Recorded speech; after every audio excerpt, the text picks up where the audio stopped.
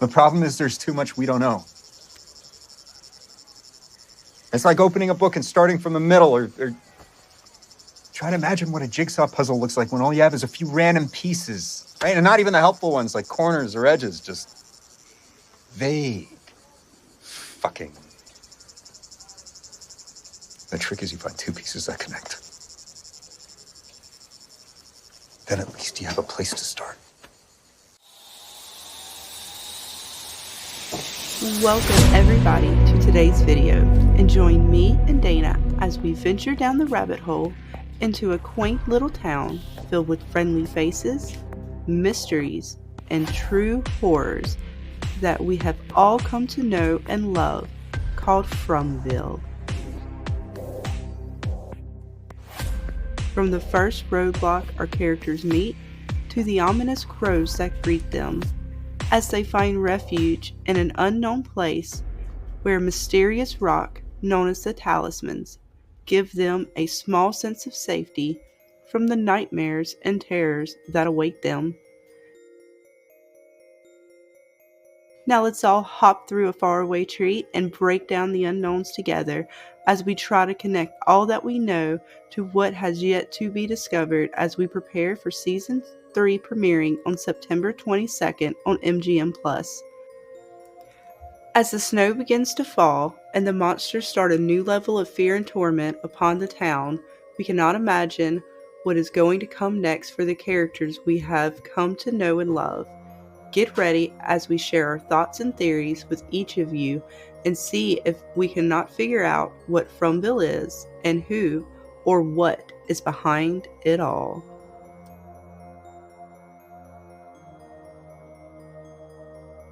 Join Scarlett and myself as we look back at the first two seasons and ready ourselves for the next new season, which is vastly approaching.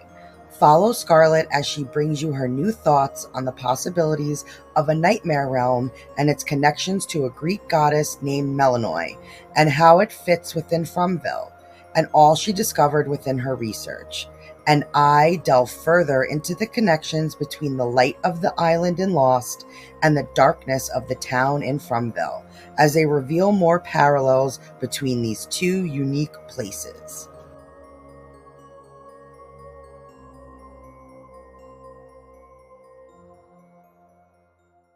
Oh, this place, how you say, scary, nice scary. Nightmare? When this no work, that's nightmare. Nightmare. Okay. Is it a place where nightmares are created? Is it a place just below our reality? Whatever it is, one theme that keeps coming up is dreams, or worse, nightmares. During my research, I found two separate goddesses, Melinoe and Hecate, that may help in our understanding of this strange place. Melinoe's primary role was to guide the spirits of the dead during the night. She would roam the earth accompanied by a host of ghosts, ensuring they did not harm the living. Additionally, she was the embodiment of nightmares, bringing forth visions and dreams to both terrify and enlighten mortals. Her responsibilities also included maintaining the balance between the world of the living and the realm of the dead, ensuring that neither was disturbed by the other. She possessed the unique ability to roam both the world of the living and the dead. She could summon and control spirits, as well as induce visions and nightmares within mortals. Her presence alone could cause an eerie chill, and she had the power to bring forth the ghosts of the deceased, making them visible to the living. The crescent moon is a primary symbol for this goddess, representing her domain over the night. Torches are another symbol, signifying guidance through the dark realms she frequented.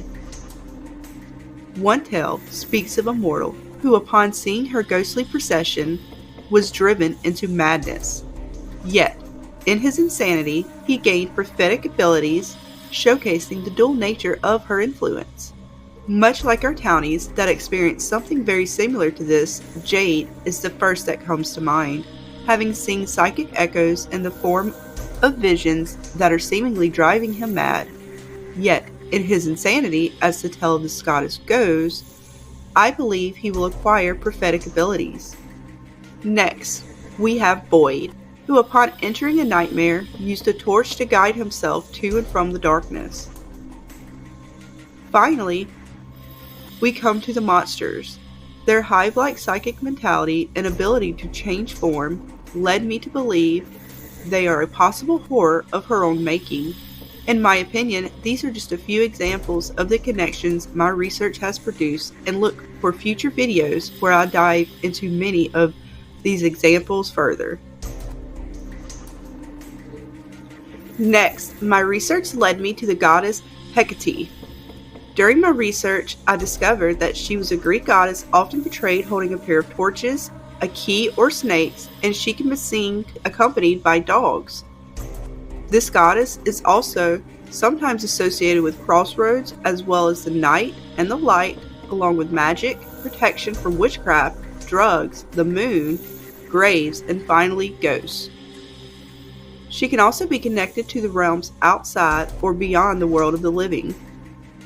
As holder of the keys that can unlock the gates between realms, she can also unlock the gates of death.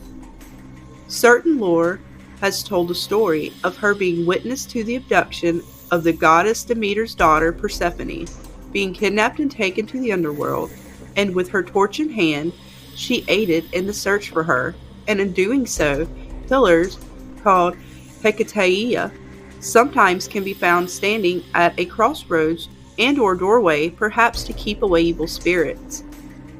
Much like the faraway trees in From could be found near crossroads, as well as can be doorways themselves, remind me of the pillars that stood for Hecate.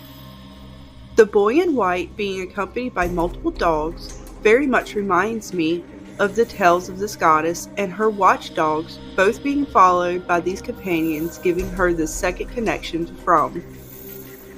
A connection can also be made between this goddess and the talismans, as one can be used as a form of worship to the goddess, like Hecate, as well as see both a representation of night and day within them, and in turn these talismans keep them safe at night from the monsters that roam From. Finally, the connection between these two goddesses mirror one another, as Melinoe and Hecate share many similarities and are often confused, sharing many attributes that allow the connections between them to intertwine with the town and From. With the world of Fromville seeming like an illusion, with clocks that change but do not tick, plugs and outlets that draw power but go nowhere, in the future I will be diving deep into the lore and how they relate to From, and how this place connects to the realms these goddesses reside in.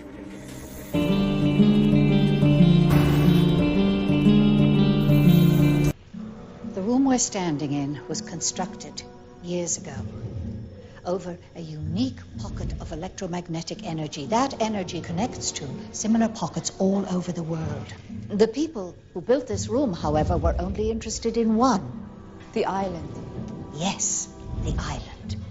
As Eloise stated in Season 5, Episode 6 of Lost, titled 316, she tells Jack that the island is one of many places that sit within a unique pocket of electromagnetic energy that all connect, and that there is more than one of these unique places within the world. What if Fromville is another one of those unique places?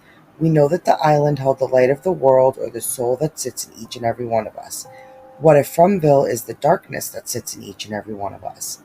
With light comes darkness, as you cannot have one without the other. What if the darkness we see in Fromville is the balance to the light of the island? The connections go even further in that episode. Eloise continues, stating that the person who built the lamppost found a way to locate the island, and did so not by trying to figure out where it was, but to figure out where it was going, as the island was always moving, and that is why they were never rescued. And we see the same thing for the people in the town of From. When we see the map in the post office behind Kenny in Season 1, Episode 4, A Rock and a Faraway Tree, he explains to Jade that everyone in town saw a fallen tree before becoming stuck, and that each resident all came from different locations, each at a different time, showing that the entrance to the town does move. We know from Victor that the trees have also been moving, as we see him counting the steps. And we know that the faraway trees allow you to move through Fromville like portals of some kind. So why couldn't it be a possibility that the entire place moves as well? We see that the people can enter Fromville from different locations throughout different times, just like the island.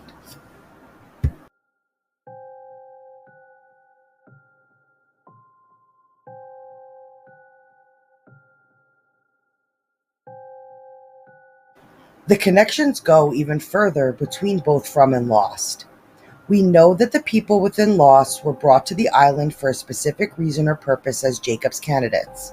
In Season 6, Episode 16, What They Died For, Jacob tells his candidates that they were brought to the island because each was broken in some way, facing certain crossroads within their lives, and the same can easily be said for the people of From, facing a literal crossroads when they come to the fallen tree before becoming stuck within the town.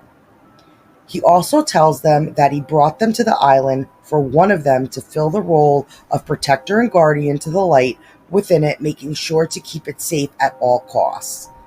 Even though it is not stated for From yet, I believe that whoever or whatever brought the people to the town of From did so not to protect it, but to feed the darkness that this place keeps locked away, showing the further balance the two places are for one another. Lost protects the light and From feeds the darkness, one doing so to protect its source from the outside and the other keeping its source at bay, protecting the outside from it. I also believe that if this darkness that resides in From is released like the entity is trying to do, could cause the same catastrophe as if the light were to be extinguished by the man in black, as his goal was always to leave the island, just like I think whatever is in From is also trying to do. Whatever this big bad is, wants to leave From. Who knows what other connections the island and Fromville will reveal in coming seasons of From, but one thing is for sure, the spirit of Lost resides deep within From, and look for future videos where I will be diving further into these many parallels. From the connections between Jacob's lighthouse and the boy in White's lighthouse, to John Locke's compass and Tabitha's bracelet, to Jacob and the man in black, to the boy in white and the unknown big bad. All deserve a further look to see if we can find some answers within them and figure out if these two unique places truly are within the same world.